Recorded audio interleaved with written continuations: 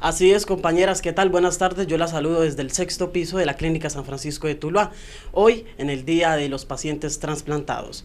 Me encuentro en compañía del doctor Francisco Javier Villegas, cirujano plástico, experto en reconstrucción.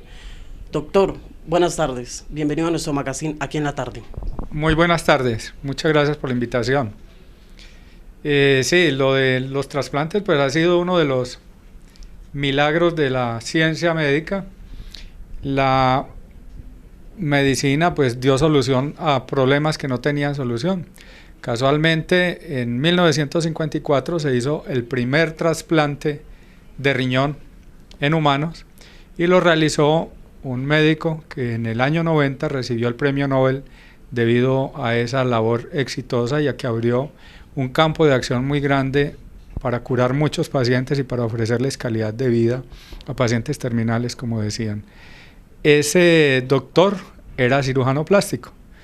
No es que la cirugía plástica esté involucrada actualmente en lo que es la cirugía de trasplantes de donantes frecuentemente, pero sí en aquel entonces el cirujano plástico podía ofrecer grandes soluciones para grandes problemas. Entonces el doctor Murray fue quien estuvo a cargo de realizar el primer trasplante renal entre gemelos en 1954, haciéndose luego más común este trasplante y siendo una práctica común hoy en día de donantes cadavéricos y de donantes vivos.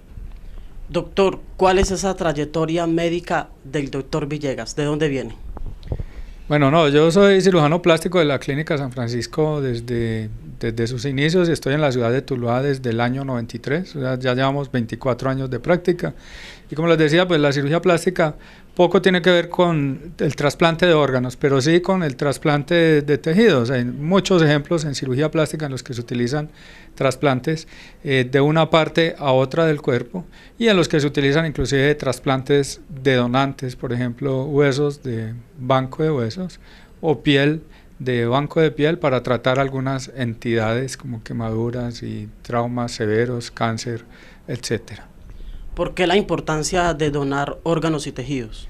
Bueno, la medicina es muy solidaria y, como les decía, pues busca mejorar la calidad de vida, la salud de la población y de la gente. Y es muy solidario, muy bonito que haya personas que puedan donar sus órganos cuando ya no lo necesitan o cuando los pueden compartir con otras personas para mejorarle la calidad de vida y, en definitiva, para hacer que puedan vivir. Cada vez los trasplantes van a ir más en aumento porque cada vez se van limitando más las barreras a eso. Ya, por ejemplo, existe una legislación más abierta y que nos hace a todos donantes universales. Entonces, todo el mundo podría, en teoría, dar sus órganos cuando ya no lo necesite. Cada vez es más fácil, cada vez hay más medicamentos para evitar el rechazo y cada vez hay técnicas quirúrgicas mejores. ¿Cuál y cómo fue su primer trasplante? Bueno, como les decía, la cirugía plástica no hace propiamente trasplantes de donantes, hace trasplantes dentro del mismo cuerpo. Entonces hay cosas, como les decía, muy maravillosas y son muy sorpresivas, como por ejemplo uno poder trasplantar un dedo del pie a la mano, ¿sí? En un futuro se van a poder trasplantar dedos y manos de donantes cadavéricos a seres vivos. Eso está en etapa experimental y aunque ya se han realizado aproximadamente unos 100 trasplantes de manos o de antebrazos a otras personas y se han realizado alrededor de unos 40 o 50 trasplantes de cara en el área de la cirugía plástica, en nuestro medio todavía eso está muy lejos de que se pueda realizar. Por ahora nos quedamos con los trasplantes dentro del mismo cuerpo. ¿De qué depende que un procedimiento se realice bien? Bueno, hay muchos factores cuando hay que realizar un procedimiento, pues obviamente tiene que tener indicación. Indicación es que al paciente sí le sirva, que la cirugía que está planeada para ese paciente sí le vaya a hacer un efecto positivo. Lo otro es que se haga una buena técnica quirúrgica, es decir, que quien la realice la esté haciendo con conocimiento de causa, y ya viene una serie de factores biológicos, de evolución, de cicatrización, de que no haya infección, etcétera, de cuidados para que todo funcione muy bien. Y en el caso de los trasplantes es un cambio de estilo de vida, porque el paciente trasplantado es un paciente que tiene que vivir con unos medicamentos especiales que se llaman inmunosupresores, que le quitan, digamos, la posibilidad de que se rechace la parte trasplantada, pero que también favorecen otros problemas como infecciones, producen más diabetes, producen otra serie de enfermedades. Personalmente, ¿qué es lo más difícil de este tipo de operaciones? Yo creo, pues, no, como les digo, no soy experto en el campo de trasplantes de órganos, pero entiendo que lo más difícil es la parte logística de la consecución de los donantes. Y hay listas de espera de personas que están esperando por años para ser trasplantados, por ejemplo, de un hígado, de un riñón, de un corazón, de un pulmón, etcétera. Hay trasplantes que son más disponibles y más fáciles. El trasplante de la córnea entiendo que es mucho más simple, más sencillo, más frecuente y no hay tantas listas de espera. ¿Qué riesgos se tienen en estos procedimientos? Son cirugías de gran magnitud, largas, difíciles. Hay riesgo durante la operación de que de pronto no funcione, digamos, no quede bien conectado al cuerpo.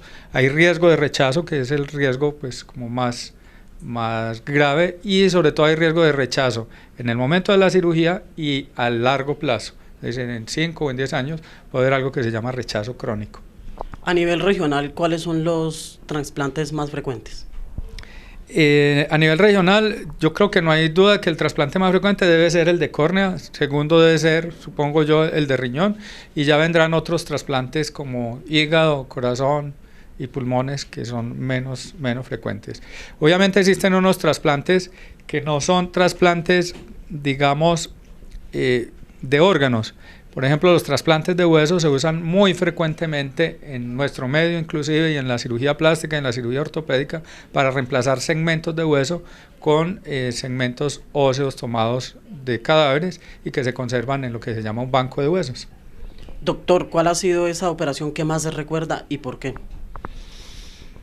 Bueno, yo he tenido la oportunidad de participar en cirugías de reconstrucciones muy complejas, por ejemplo, en niños de cáncer.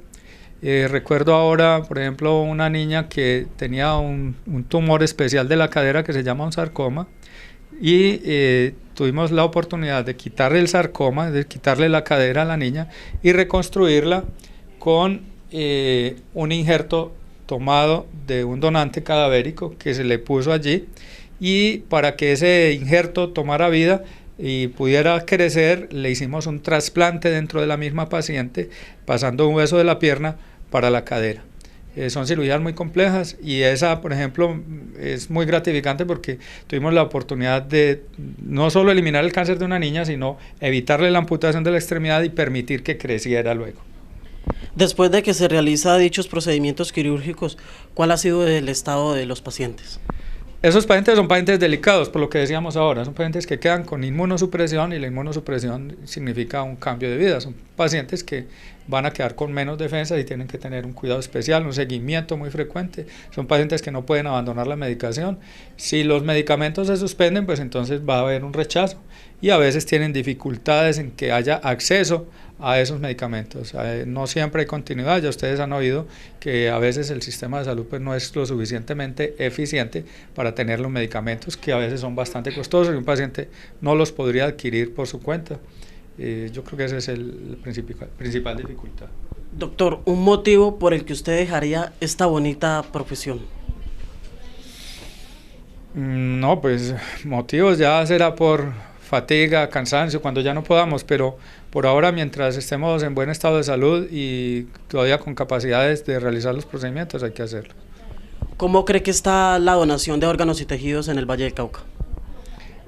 Yo entiendo que es difícil que hayan donantes, es una cosa excepcional. Aquí la Clínica San Francisco ha tenido varias oportunidades donantes, entonces pues se llama a un equipo especial que vienen y en cirugía pues toman de una persona con muerte cerebral todos los órganos que puedan ser utilizados, y entiendo que existen algunas dificultades, pero se puede hacer.